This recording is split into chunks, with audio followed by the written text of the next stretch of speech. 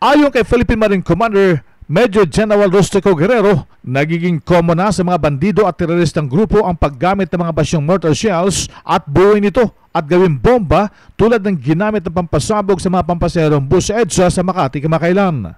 Yes, any threat groups can, provided they have the capability to come up with an IED. So, ano ba yung mga threat groups na merong capability nito? Abu Sayyaf, yung the Rogue MNLF, and some other lawless groups who may have had the chance to undergo training on the improvisation of an explosive device.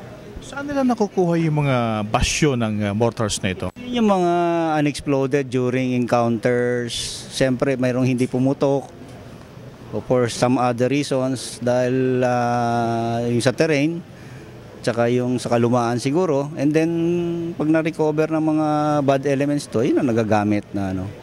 Pero sa atin, meron ba tayong continuing monitoring ng mga armaments? There's a strict surveillance of our ammunition inventory in all units of the armed forces. So, binabantayan yan, including those being fired by our operating troops. So, bilang lahat yun, reported and documented. Si Philippine Marine Commandant Major General Rustico Guerrero, RH 911, Bing Formento ng DCRH Nationwide.